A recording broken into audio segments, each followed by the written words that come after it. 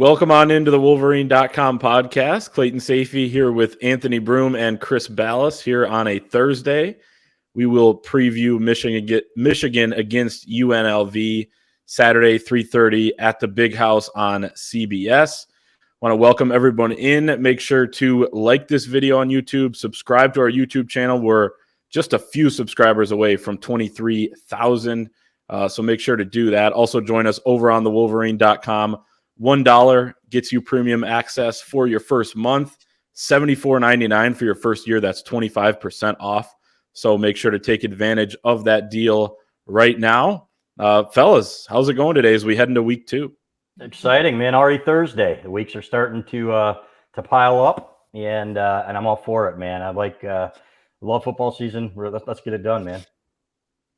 Football season really kind of kicks off officially tonight. I mean, Michigan's been back, but NFL season starts, and always excited for that first game. And there's a little more juice to it when, as you can see from those of you watching the video version that Clayton and I are both excited for, with the hometown Detroit Lions kicking off against the Super Bowl champion Kansas City Chiefs. But yeah, football's in full swing now. I mean, we're going to put in those long days on Saturday, and then Sunday still be putting in long days, but from the couch while NFL games are on. So super fired up about that. And it's the most wonderful time of the year for what my money's worth.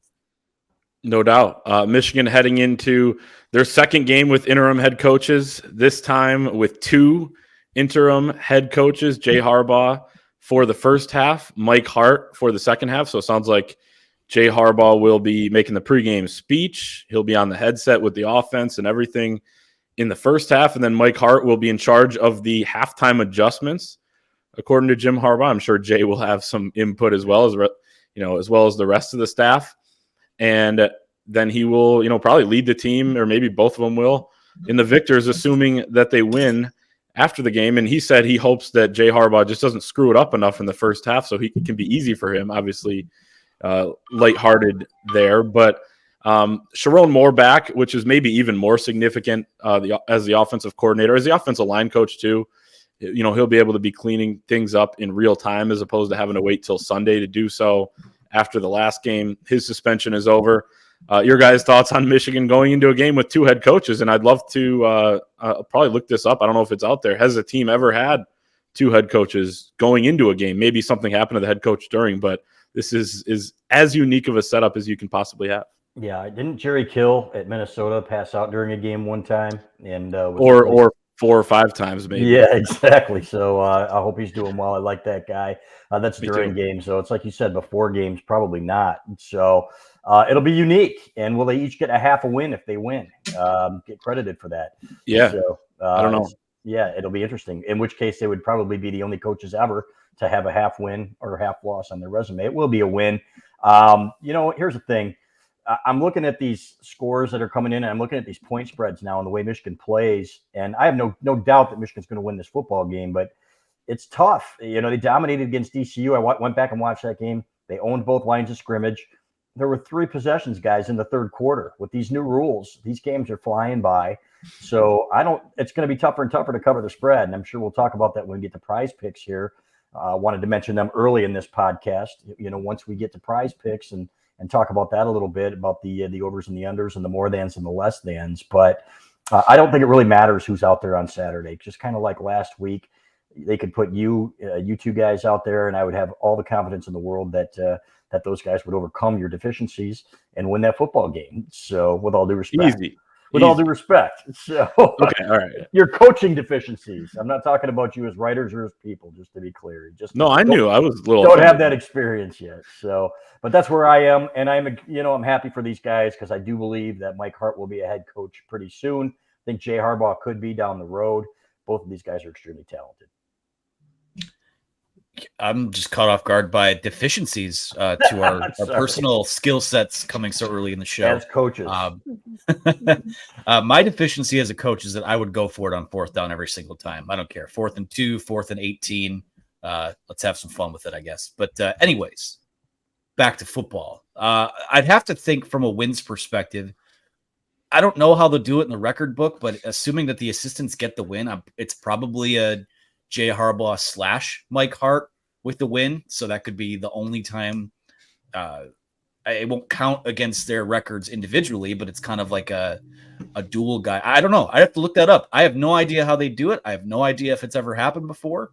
Who knows? Something else to look up as we're looking for a little more juice in this non-conference slate. But yeah, just another business-like week. You get a little more of your identity back with Sharon Moore back in the fold. I expect, and we'll talk about this, I expect to see Michigan a little more like its vintage self in terms of how it runs the football, getting some of those sack numbers up, even though pressures were applied and it was skewed by the lack of sacks in that East Carolina game. But I expect Michigan to play a little cleaner this week, and we'll see what happens. Yeah, my guess is that they go 1-0, assuming they win, or 0-1, I guess, for each guy with an asterisk, maybe. I don't know. I'm sure Harbaugh will probably want that. But if it ends up being where you can't give half a win to a guy and it goes to Jim Harbaugh, then all the MSU fans will complain that, hey, he got a win even though he wasn't there. So someone will complain about something. That's my only prediction that will definitely come true. Let's talk about Prize Picks before we talk about the Michigan offense and what we expect there.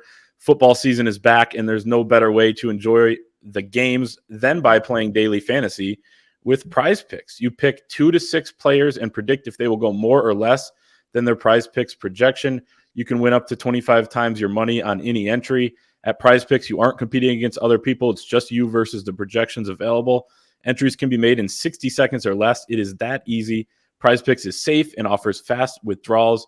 You can play Prize Picks on any sport that you watch, including college football, which we are talking about here today. Obviously, all first-time users that deposit and use the promo code Wolverine will receive an 100% instant deposit match up to $100. So if you deposit $100, Prize Picks will give you another $100. If you deposit $50, Prize Picks will give you $50. I cannot emphasize that enough. Use that deposit. Promo code Wolverine will give you a 100% instant deposit match up to $100. So do that right now. Until September 10th, that is kickoff on Sunday of the NFL games. They're offering a Dak Prescott free square for week 1. If Dak throws for 1 or more yard, you win. So make sure to go and do that. Let's see. Who's got some picks for this week? One of you guys. I'm ready for it. So I'll go with what I have here. I'm going to keep it in the Thursday night football game between the Detroit Lions and Kansas City Chiefs. I've got Jared Goff going less than 260.5 pass yards because I think the Lions are going to have not an easy time. Nothing's easy on the road, especially in that atmosphere, but I think they're going to be able to run the ball without Kansas City having Chris Jones. With that in mind, I have more than 74.5 total yards for rookie running back Jahmyr Gibbs. I think that he's going to have a chance to make an impact both as a runner and a receiver. And Patrick Mahomes, he's been 5-0 in season openers, nearly flawless in a lot of those games. I have him throwing more than half an interception tonight. So we just talked about who gets half wins. By virtue of throwing 1 interception, Patrick Mahomes would have more than a half of an interception. So that's my three pick for the week. I'll give you 3 as well. I like Dak Prescott over 1 yard. So you got to throw him in. Yeah, absolutely. And then Shedeur Sanders, 315.5 yards for Colorado. I think he will be less than that. I think Nebraska's defense was aggressive. I think that TCU was pretty bad, frankly, in watching that game defensively. So I have no doubt that Shedeur Sanders is a very good quarterback and they've got some skills, but I think Nebraska's going to do better than him throwing for 315 yards. And then I like Bama to hold Quinn Ewers, Texas quarterback, less than 250.5 yards. I think that Alabama defense is going to be tough for Texas. I think Alabama wins that game pretty comfortably. I think they're favored by 7.5 points, if I'm not mistaken. Mm-hmm. We'll talk about that game in a little bit. Jared Goff, I got him more than 260.5 passing yards. I have Amon-Ra St. Brown more than 74.5 receiving yards. I got the Lions winning this game, and I just think there's something special going on with this team. I love this team. So we will see how it goes. But, Anthony, I have a math question for you. If you deposit $100 into Prize Picks using the promo code Wolverine, how much will Prize Picks deposit into your account to match that? Let's see. Carry the one. Do some math. Let me move the abacus here. Up to $100. It looks like. So deposit $100. They will match $100. So I think that math is right. Clayton and I have a lot of text messages back and forth where I need him to check my math, and it's typically very wrong, but it checks out there, I think. Yeah, you're not using the best guy to check it either. But so that's the promo code Wolverine. That, again, 100% instant deposit match up to $100. So go download the PrizePicks app or go to prizepicks.com. Promo code Wolverine. All right, let's get into the Michigan offense here against UNLV's defense, which is kind of a base 3-3-5, a base 3-2-6 most of the time. That's what Barry Odom, who the head coach at UNLV, ran at Arkansas as the defensive coordinator and assistant head coach the last 3 seasons under Sam Pittman.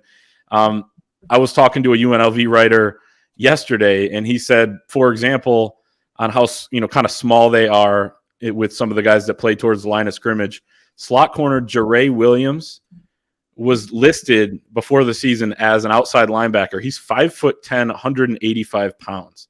So that's kind of the way this team plays, and I thought that was a great example, so I'm glad he said that. Barry Odom said this week, quote, "We've got to be in a position that we can load the box to try to stop the run." Obviously, similar to what ECU did last week, trying to really sell out there to stop Michigan's run game. Bryant, an FCS team that apparently is not supposed to be very good this year, they ran for over 200 yards on UNLV last week. They actually outgained UNLV in a 44-14 UNLV win. So you would think Michigan should have some success here loading the box or not. Your guys' thoughts on Michigan's offense this week after last week? Lowest amount of rushing yards Michigan's had in a game since 2021, but they still were extremely efficient offensively, open up the passing game. Yeah, 2 things with that. One, ECU had all summer, right, to implement that defense for Michigan. Watch the TCU game. They have a good defensive front, solid anyway. That was the strength of their team. So I don't think there's any question that helped them. UNLV is poor defensively. I watched the highlights. I watched good bits of that game. I don't think they can stack the box all they want to. I think a couple of times there were still plays to be made there. Maybe the tight ends missed a block or the running backs made a bad cut. So if you get by that front when everybody's committed to stopping the run, you're gone. I think we're going to see a few more big runs this week, guys. So I think it'll be one of those games where Blake Corum has a big game, and I think you'll see Donovan Edwards rip off a long run or two as well. So I'm not concerned about that. It's a gimmicky offense as well. I know we'll be talking about that, the UNLV offense, but I expect that this will be a balanced effort, but you'll see more rushing yards this week than passing yards, and J.J. McCarthy will still have a very good game. I just don't see a scenario where Michigan can't get whatever it wants against this team, against this, they're wildly more physical. They are more athletic. This is a small defense that they'll be facing. I know they did a good job last week of getting off the field in sort of those money situations, but I feel like this is going to be a get-right game for, I put that in quotation marks, of course. That offensive line, I think we'll see them play better this week, impose their will a little bit more. And I think, again, when you have teams coming right out and saying our focus is on stopping the run, I think it becomes incumbent on you to kind of continue the momentum you built last week with the passing game. So they should have matchups all over the field that they can exploit. Colston Loveland, Cornelius Johnson, Roman Wilson. I see all of those guys having big games again, spreading the ball around. And then those backs, I think, giving them a little more space to run, I think is what the passing game can do for them if these teams are going to try and load the box. But, defensively, I just don't, short of a turnover, short of, something weird happening, like you start your opening drive down at the 2-yard line, I just don't see where UNLV is going to present a challenge for Michigan. Yeah, and as Chris, you said, with ECU's front kind of being the strength of their defense last week, UNLV, it sounds like that's the weakness, the front seven, not much athleticism there. They have a couple, bigger guys up front, but again, it's a 3-man line, spin down the outside linebacker, sometimes to the line of scrimmage, but there's just not a ton of talent. Their starting middle linebacker, Jackson Woodward, played 3 seasons for Barry Odom at Arkansas, hardly played at all. It was just a special teams guy. He's now their leading tackler through 1 game with 11 tackles. So, that's kind of the caliber it seems like, of player they have up there. And they struggled mightily on defense last year too. So yeah, should be, interesting test to see like an odd front up there. I remember Michigan playing TCU last year and all those guys saying we don't really have anything to draw back on. If they see something like that later on in the year, this might be something to draw back on, not the talent level, but the scheme at least. So it'll be a test in that regard, but Michigan should handle it pretty easily. Let's flip over to the other side of the ball with Michigan's defense against UNLV's offense. And 3-2-6, weird scheme for UNLV's defense. They run the go-go offense, which their offensive coordinator, Brennan Marion, has literally written a book about. It's called Go-Go Offense. You can buy it on Amazon right now. Impressed with him overall. He has really risen up quickly, 36 years old. He was the wide receivers coach 2 years ago at Pitt, helped Jordan Addison win the Biletnikoff Award. Last year was the passing game coordinator at Texas, and this year running the offense there. But it is a wonky offense. Seen some of the clips with quarterback and shotgun, two running backs on the same side of him, fake to one guy, hand it to the other guy. But they spread things out, but it's basically a run-heavy offense. And they're going to run a lot of 20 personnel, 2 running backs, no tight ends. They're top 5 in the country right now so far this season in 20 personnel snaps with Doug Brumfield as the quarterback. Athletic dude, can get out and run. I think Michigan didn't do a great job last week at containing those quarterbacks from running, despite getting some of that pressure. And again, some of that pressure forces them to run. But Doug Brumfield will test them in that area.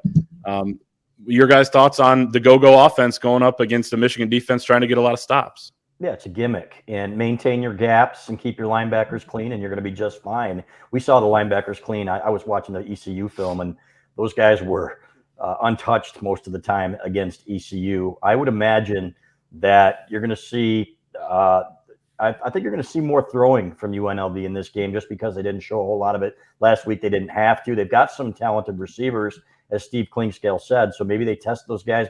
Hopefully Will Johnson's back for Michigan. Rod Moore, we'll see. Will Johnson probably could have played last week, Michigan's cornerback. But the key to any offense is winning up front, and Michigan did that decidedly last week. I think you're going to see that again this week. I think UNLV will put maybe a few points up on the board, but the main thing is don't let them get the big plays. Don't break down with all the gimmicks and let your eyes go somewhere where they shouldn't be. It's all about eye discipline in the secondary and not letting the guy behind you in a broken play for a touchdown. If they do that, I think they'll be just fine. Yeah, when you play these offenses, and just everything I've read and seen, it is definitely a bit of a gimmick. But what they're trying to catch you off guard and pop you for a big play somewhere. And we know that Jesse Minter wants to play a lot of guys on defense. We know that Michigan likes to rotate, but this is going to be one of those games where it's going to test the conditioning of a lot of those Michigan defenders, and those guys are going to have to stay on the field. And if these drives are just kind of keep on going, then you're going to have to. You might be sucking wind by the end of a drive, but you got to find a way to get off the field, maybe turn this team over a few times. But yeah, it is.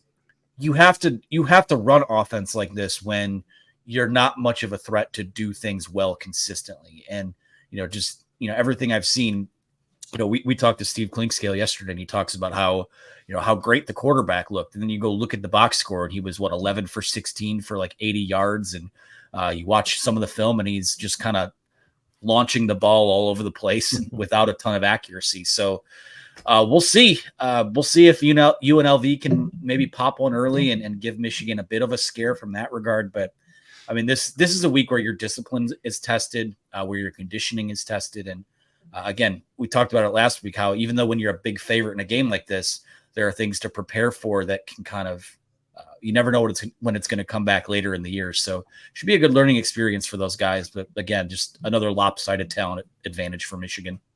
Yeah, Brumfield averaged 4.8 yards per attempt last week. So maybe that was better than the ECU quarterbacks. He's obviously athletic, but he was 0 of 5 on passes past 10 yards in air yards going past the line of scrimmage. So, and I don't know if he's going to have time to get many of those off in this game. Chris, you mentioned the talented wide receivers. Does UNLV have anyone on their team, on that roster, that you feel like could have the game of his life against Michigan? No, absolutely not. Not Ricky White? Nobody. Oh, wow. I didn't even know he was on that team. Ricky White from Michigan State, who I think 196 of his 225 receiving yards at MSU came against Michigan with no fans in the stands. So this will be his first time with fans. But Ricky White is on that football team. He'll be making his return. I had no idea. Well, there you have it. Now I'm terrified. He had 8 catches in that game. Has he even had 8 catches since then? Probably not. That's my question. I think last year, but not at the Big Ten level, because he didn't play 2 years ago at MSU. Then he transfers to UNLV. So, man, Ricky White will make it his return. I saw his press conference this week. He was saying it's a great atmosphere. It's like, dude, you never played there. But they still have a statue to him outside of Spartan Stadium. Right. For that performance. So, maybe he was talking about the cardboard cutouts being pretty loud in there. I don't know. There was pumped in crowd noise, but Ricky White is on that team, so he'll be making his return. I'm sure Michigan fans will let him hear it a little bit. I bet they won't know. What's that? They won't even know. I didn't know. They won't even recognize his name probably. Let's be honest. That was a throwaway season, and that game didn't really count. So there you have it. Well, who are we? Rocky Lombardi have it last year. Yeah. Who are we if not informers of the public? Though? Absolutely. Just making that known. Add a little bit extra juice to it. Now they know. All right. Well, that is the quote-unquote gimmick UNLV offense against Michigan's stop defense. Let's talk game predictions, offensive player of the game, defensive player of the game, final score prediction. But before we do, if you're looking to get to that game and boo Ricky White, then go to our friends at Game Time. Game Time is the official ticketing partner of the Wolverine. Buying tickets to your favorite events should not be stressful. Game Time is the fast and easy way to buy tickets for all the sports, music, comedy, and theater near you. They have killer deals on last-minute tickets and their best price guarantee. You can stop stressing over the tickets and start getting hyped for the fun that you will have. People trying to go to Lions games coming up, any NFL game in your area, MLB, NBA coming up, and of course, college football, including at the Big House. Go to Game Time. My family used it last week for the opener. They got $20 off using the promo code Wolverine on your first purchase. So again, go to gametime.co or download the Game Time app. Use the promo code Wolverine for $20 off your first purchase. Terms apply. Create an account, redeem code Wolverine for $20 off. Download the Game Time app today. Last minute tickets, lowest price guaranteed. Predictions for this game. We'll start with who the offensive player of the game is. And I just think that it's going to be Colston Loveland. I think he's going to have a pretty big game from the tight end spot. You could obviously go with JJ because he's going to be throwing him some of those passes, but I'm going to go with Colston Loveland. I like him against some of these smaller UNLV DBs, and I think he's going to be able to have his way. I think Blake Corum's going to run like crazy, and I think he's got something to prove after last week, even though it wasn't his fault. They were stacking boxes, and he said, when I asked him in the postgame, guys, you were there, I said, were they attacking the gaps? He said, were they? He said he'd never seen anything like it. I think you're going to see UNLV try, but again, having a week to prepare for that, and I don't think maybe they did a little bit of it over the summer, but I don't think they're going to stop Blake Corum. I think you're going to see some big runs from him. I think he's going to have a huge game. I'm going to go with Roman Wilson. I'm buying him to continue the hype that we saw in that first game. I think Michigan's going to have a chance to spread the ball around, and I wouldn't be surprised if he picks up another touchdown or two this week. So Roman Wilson, my pick. Okay. Defensive player of the game. I'm going to go with Mikey Sainristil. They got a pretty good slot receiver. He's only 5'7", but I think Mikey should be able to do well there. And something that we kind of just heard about based on who we talked to this week, Steve Klinkscale giving his press conference, but Keon Sabb talking as well. Just the way Mikey Sainristil has taken these younger guys and the transfers under his wing, and it's nothing new that we haven't heard, but you hear it from Keon Sabb this week as well, where he's saying sometimes you listen to him talk to someone else one-on-one and you take that to heart. But he's a guy that's, always texting guys, you want to watch film, who's around, let's get some extra work in. So it's not just going to be his play, but with potentially another shorthanded secondary, I think he's just going to be that valuable again, like he was last week. We'll see if Rod Moore, Will Johnson play on the defensive side, but I'm going to go with Mikey Sainristil. Yeah, it's a good pick. I'm going to go with Junior Colson. I think he's going to clean up on Saturday. I think you're going to see UNLV try to run the ball without much success. again, with that defensive line, keeping those linebackers clean, I think you're going to see him have a big game. And he'll be out there on some passing downs too. I think they'll test him, but I think it'll be up to the challenge. I would like to see Chris Jenkins be a little more disruptive. There's a lot of talk about that this offseason. East Carolina obviously took note of him. I think he was certainly an emphasis on their scouting report last week. But Chris Jenkins is a guy that I think he's due for a big game, and we'll see it this weekend. Yeah, he was double teamed almost every snap last game. There's no question about that. Yeah, and part of him, his production last week was the linebackers, what they were able to do as well. But I agree. Love to see Chris Jenkins, the mutant. He almost was chasing that quarterback. He almost got that sack, but he needed somebody else to come flying in there last week.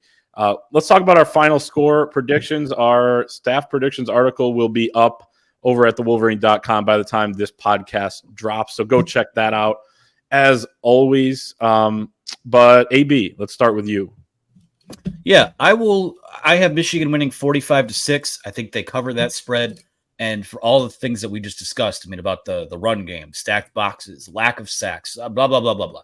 All of that gets ironed out this week to a certain extent. But I also think it'll be a continuation of the good things that we saw last week as well. So I think that East Carolina is a much better football team than UNLV will be this season. And I think that will show itself in a big way on Saturday. I'm going to go with 45-10, and they're going to score every time they have the ball. I think that's 5 touchdowns and 45 for 6. No, 35, 36. 41-10. Let's go 41-10. And I think that UNLV will get a cheap late touchdown with that gimmick offense against Michigan's 3rd and 4th string. Yeah, that's kind of what I'm thinking too. I got UNLV scoring 10, probably on the Michigan backups that could have done a little bit better on both sides of the ball last week. But I got Michigan scoring 52. UNLV 10, so I guess covering the 37-point spread, I believe it is. But I just don't think – I didn't think coming into the year UNLV was going to be any good. And after last week's performance against Bryant, even though they won by 30, I just feel even worse about this team. But never know how the game's going to go. But I got 52-10. Let's pick 4 games from around the country and then get out of here. No man knows the future, but we will try to predict the future. First of all, I do want to ask you guys, do you believe now? No. You don't? No, I don't. Colorado, huge pick by me last week. So credit to me for that one. Didn't get them all right, though. So it's still no man knows the future. Let's start with Notre Dame at NC State.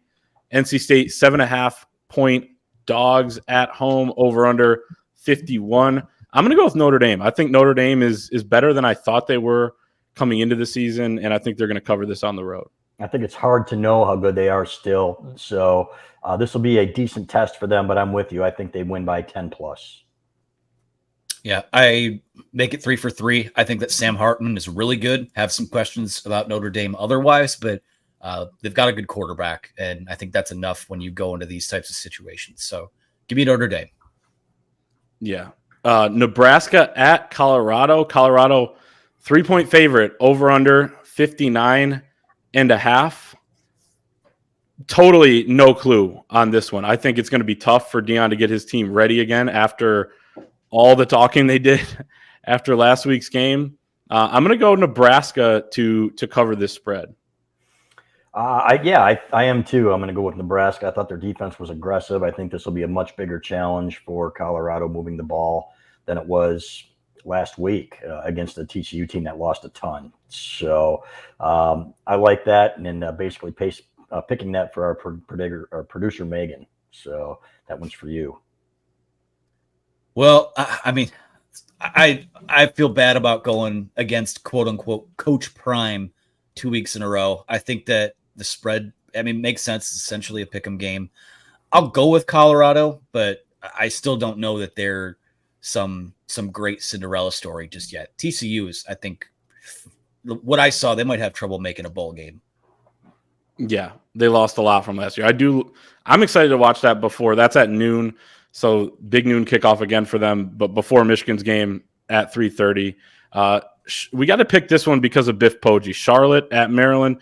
Maryland, a 24.5-point favorite at home, over under 51.5. But I think Smoke him if you got him. He's a cigar guy. I'm going to be smoking a cigar after they cover the 24.5-point spread at Maryland this weekend. Yeah, I'm with you. Go Biff, Yabioki, 8 sacks in this game.